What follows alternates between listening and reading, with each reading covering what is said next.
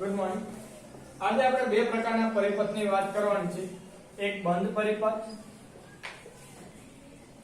અને બીજો છે ખુલ્લો પરિપથ। સૌપ્રથમ જોઈએ આપણે બંધ પરિપથ। તો બંધ પરિપથ કોને કહેવાય?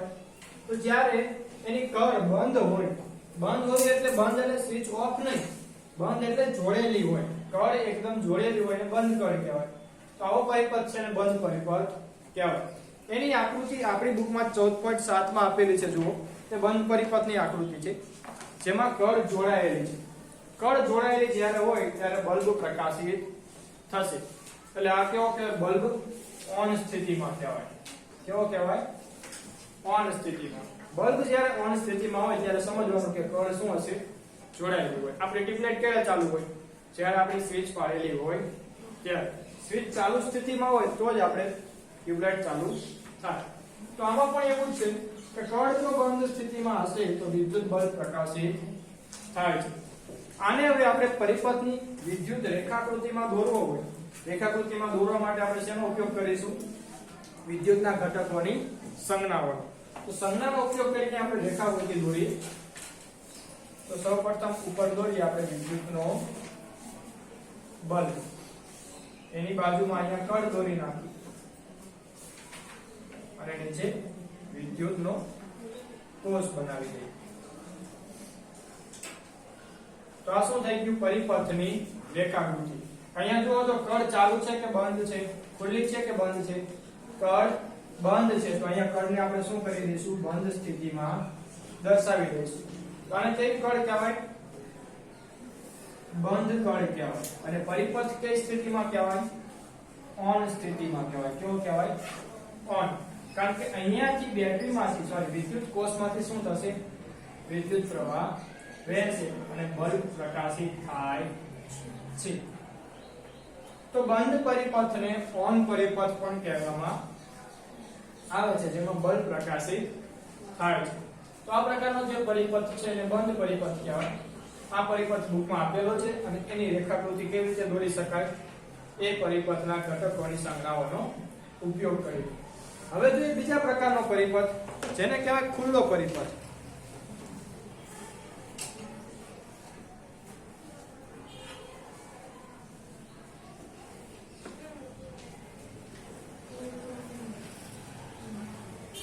ખુલ્લા પરિપથમાં બીજું કઈ નવું નથી, ફક્ત યાદ શું રાખવાનું કે જે અહીંયા સેફ્ટી પિન આપણે કળ તરીકે ઉપયોગ કરેલી છે એ કળ શું થઈ જશે?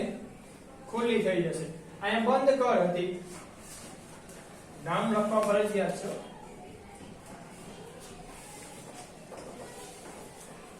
અહીંયા કેવી કળ હતી? બંધ કળ હતી। હવે કળને કેવી કરી દઈશું? ખુલ્લી કરી દઈશું। ફરીવાર આપણે આકૃતિ બનાવી।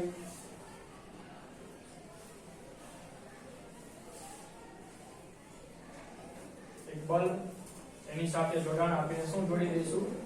વિદ્યુતનો કોષ જોડી દઈ, એને આપણે જોડાણ આપી દઈ સેફ્ટી પિનના જોડાણ સાથે।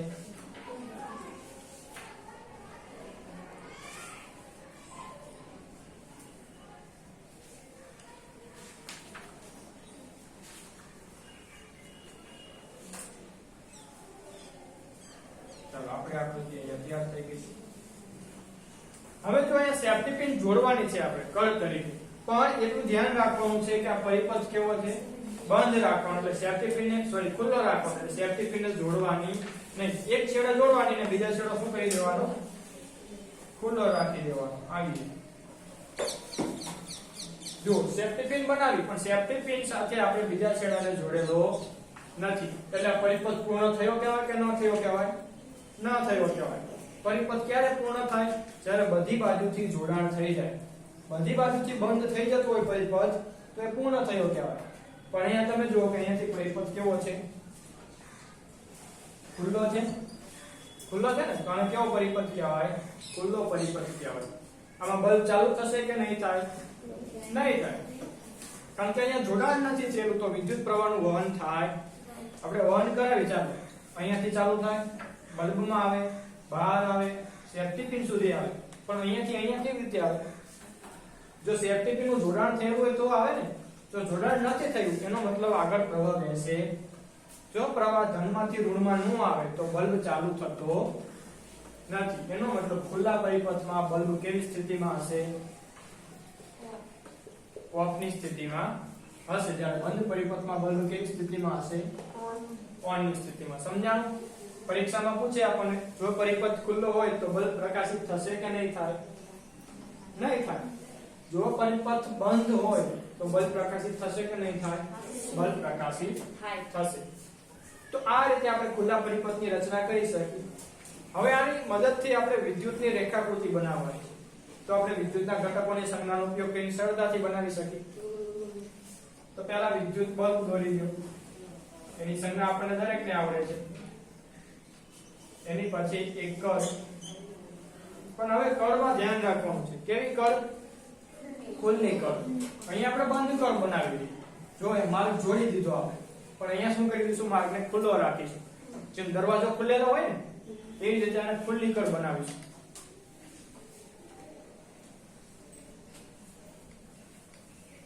અને એક વિદ્યુત કોષ. વિદ્યુત કોષની સંજ્ઞા કેવી હોય? બે લીટી એક સમાંતરમાં હોય, એક મોટી હોય અને એક નાની હોય. જે મોટી લીટી છે ધન ધ્રુવ અને નાની લીટી હોય એ ઋણ ધ્રુવ. હવે વિદ્યુત કળ બનાવેલી છે પણ કેવી જુઓ તમે. થઈ ગઈ ખુલ્લી વિદ્યુત કળ. ખુલ્લી છે ને એકબીજા સાથે જોડેલી નથી. લખી દો, નામકરણ કરી દો. ખુલ્લી કળ, વિદ્યુત કોષ અને આ બલ્બ. હવે જો બલ્બ પ્રકાશિત થશે કે નહીં થાય? નહીં થાય. કારણ કે પરિપથ કેવો છે? ખુલ્લો પરિપથ છે. ખુલ્લા પરિપથ હોય એમાં બલ્બ પ્રકાશિત થાય નહીં. આ પરિપથ પૂર્ણ થઈ ગયો એટલે બલ્બ પ્રકાશિત થશે. અહીંયા અધૂરો રહી ગયો એટલે બલ્બ પ્રકાશિત થશે નહીં. તો આ બંને રેખાકૃતિ અને બંનેની આકૃતિ બંને તમારી CW માં જોડી નાખો. ચલો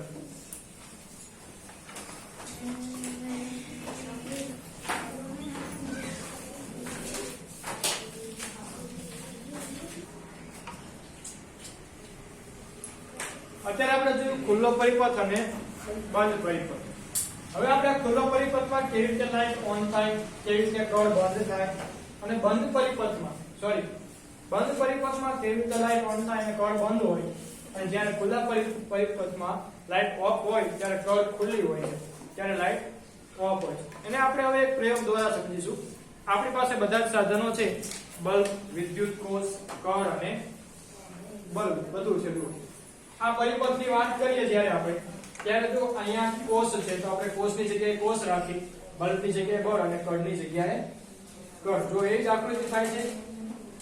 કોષને એક બલ્બના છેડા સાથે જોડેલો છે, બીજો છેડો એક કળ સાથે અને કળનો બીજો છેડો વિદ્યુત કોષ સાથે. વિદ્યુત કોષને પણ આપણે નિશાન આપી દઈએ. આ ધન ધ્રુવ અને આવી બાજુ ઋણ ધ્રુવ. થઈ ગઈ આપણી આકૃતિ તૈયાર. હવે પહેલી વાત કરીએ કે જ્યારે વિદ્યુતની કળ કેવી હોય? બંધ હોય ત્યારે. હવે કળ બંધ હોય ત્યારે તમે જુઓ કે આ કળ છે અહીંયા બંધ કરેલી. એનો મતલબ સેફ્ટી પિનને બે છેડા વચ્ચે જોડેલી છે. તો સેફ્ટી પિન અહીંયા છે, આપણે બે વાગતા વચ્ચે આવી રીતે જોડી દઈએ તો જુઓ કળ બંધ છે ત્યારે લાઈટ પ્રકાશિત થાય છે. દેખાય છે? બલ્બ પ્રકાશિત થાય છે એનો મતલબ જ્યારે વિદ્યુતની કળ આવી રીતે બંધ અવસ્થામાં હોય, વિદ્યુતની કળ જો બંધ અવસ્થામાં હોય તો બલ્બ કેવી સ્થિતિમાં હશે? ઓનની સ્થિતિમાં હશે. હવે બીજી સ્થિતિની વાત કરી કે બલ્બ એક વિદ્યુત કળ અને કોષ સાથે જોડેલો છે, પણ કળ કેવી છે? ખુલ્લી છે. તો કળને ખુલ્લી કરી દીધી. આ બંધ હતી ને, આ કળને કરી દીધી ખુલ્લી. જો કળ જેવી ખુલ્લી થઈ ગઈ એટલે બલ્બ કેવો થઈ ગયો? બંધ થઈ ગયો. બલ્બ પ્રકાશિત થતો નથી. એટલે કળ કેવી છે? ખુલ્લી. ત્યારે બલ્બ થઈ જાય બંધ. એનો મતલબ જ્યારે કળ ખુલ્લી હોય ત્યારે પરિપથ જુઓ કેવો થઈ જાય છે? અહીંયા જોડાયેલો છે, અહીંયા પણ અહીંયાથી જોડાણ કેવું થઈ જાય છે? તૂટી જાય છે. એટલે પરિપથ કહેવાય આને ખુલ્લો. શું કહેવાય? ખુલ્લો પરિપથ. સમજાણું? બધી જગ્યાએથી જો બંધ હોય પરિપથ, હું અહીંયા સેફ્ટી પિન અહીંયા જોડી દઉં. હવે તમે જુઓ પરિપથ ક્યાંયથી ખુલ્લો દેખાય છે તમને? એનો મતલબ આ પરિપથને કહેવાય બંધ પરિપથ. બંધ પરિપથ એટલે એવું નહીં સમજવાનું કે બંધ બંધ હશે. તો શબ્દો ઉપર ધ્યાન ન દેતા, પરિપથ ઉપર ધ્યાન દીધું. બંધ પરિપથ એટલે બલ્બ ચાલુ અને ખુલ્લો પરિપથ એટલે બલ્બ બંધ. હવે તેને આકૃતિ બાકી છે, આકૃતિ દોરી દો. આવું સાધન તમે ઘરે જાતે બનાવી શકો છો. આની જગ્યાએ તમે સેલનો ઉપયોગ પણ કરી શકો. અને આ LED લાઈટ છે, એની જગ્યાએ તમે નાની લાઈટ આવે એનો પણ ઉપયોગ, આવી લાઈટ પણ આવે છે, એના ઉપયોગથી આપણે આ બનાવી શકીએ. બરોબર. આ સેફ્ટી પિન જે છે એક સ્વિચ તરીકેનું કામ કરે છે છે ને. સેફ્ટી પિન ની જગ્યાએ આપણે પેનનું ઢાંકણું રાખી ચાલે. સેફ્ટી પિન ની જગ્યાએ પેનનું ઢાંકણું બે વચ્ચે રાખી દઉં તો બલ્બ પ્રકાશિત થાય ન થાય. તો આપણે આગલા ધોરણમાં જોયું હતું વાહક, વિદ્યુતના સુવાહક અને વિદ્યુતના આવ્યું હતું ને પદાર્થોના આંતરિકરણમાં કે પદાર્થોના ગુણધર્મો. તો અહીંયા પ્લાસ્ટિક છે એ કેવું છે વિદ્યુતનું, તો બલ્બ પ્રકાશિત થશે નહીં. સેફ્ટી પિન જે છે એ લોખંડ છે તો વિદ્યુતનું સુવાહક, બલ્બ પ્રકાશિત થશે. ચાવી જે છે, ચાવી છે એ વિદ્યુતનું સુવાહક છે કે અવાહક જોઈએ આપણે. ચાવી છે લોખંડની હોય કે નહીં, તો બે વચ્ચે રાખો તમે, બલ્બ પ્રકાશિત થાય છે, એનો મતલબ વિદ્યુતનું સુવાહક છે. કોઈ પાસે પેન્સિલનો નાનો ટુકડો હોય તો આપો, બંને બાજુ છોલેલો છે કોઈ પાસે? બંને બાજુ છોલે કે પેન્સિલ કરી કોઈ પાસે? હાઈ લાવો.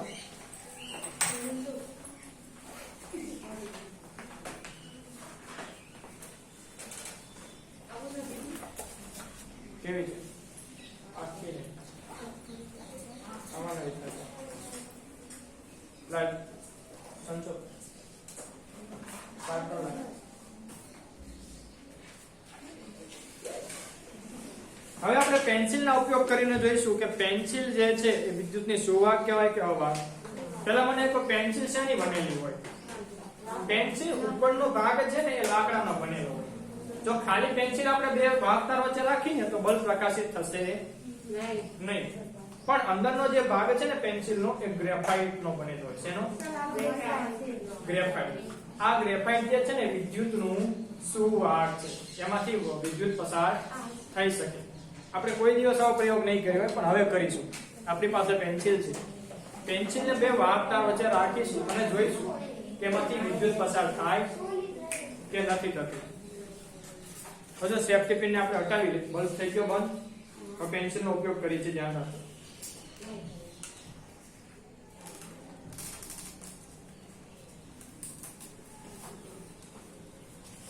હવે જો બે વાહકતાર ખુલ્લા છે, એ બે વચ્ચે પેન્સિલ રાખી દે તો જુઓ શું થાય છે. જો થાય છે, થાય છે બલ્બ પ્રકાશિત. એનો મતલબ પેન્સિલની જે ગ્રેફાઇટની લીડ આવે, પેન્સિલની લીડ આવે ને ખાલી, એ લીડ હોય ને તો પણ થાય. કોઈ પાસે લીડ છે ખાલી? એને જ લીડ કહેવાય. અહીંયા આપણી પાસે પેન્સિલની લીડ છે. એ લીડ વડે આપણે ટ્રાય કરીશું કે બલ્બ પ્રકાશિત થાય કે ન થાય. હવે ધ્યાન રાખવાનું, તમને એમ થતું હોય કે આ લાકડું છે, તો લાકડું નથી, આ ગ્રેફાઇટ છે. ગ્રેફાઇટ છે ને વિદ્યુતનું સુવાહક છે. અને ક્યારેય આપણે હોલ્ડરમાં કે વિદ્યુતના સાધન સાથે અખાતરા કરાય નહીં. લાકડું, લોખંડ, ગ્રેફાઇટ એને આપણે વિદ્યુતના સાધન સાથે અડાડાય નહીં. લાકડું હોય તો એમાંથી પસાર ના થાય. હવે આમાં જોઈએ આપણે, એક છેડાને અહીંયા રાખ્યો ને બીજો છેડો જો અહીંયા રાખ્યો, થાય છે? તો આ પણ કેવું કે વિદ્યુતનું સુવાહક કહેવાય. તો કળ તરીકે તમે કોઈ પણ વસ્તુનો ઉપયોગ કરી શકો છો વિદ્યુતની સુવાહક હોય. પરિકર પણ છે, પરિકર લાવો.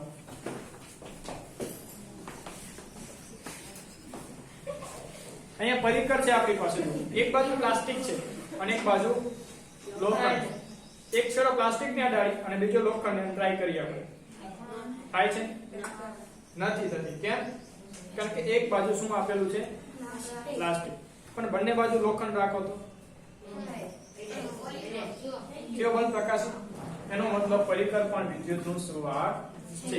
અહીંયા ડસ્ટર છે, ડસ્ટરને રાખી દો, ન થાય. ડસ્ટરમાં લાકડું છે અને લાકડું હંમેશા વિદ્યુતનું કેવું હોય? અવાહક. તો સમજાણો? સ્કેલ છે આપણી પાસે, એક પ્લાસ્ટિકની સ્કેલ આવે અને સ્ટીલની સ્કેલ આવે. સ્ટીલની સ્કેલ વડે સેટ કરી.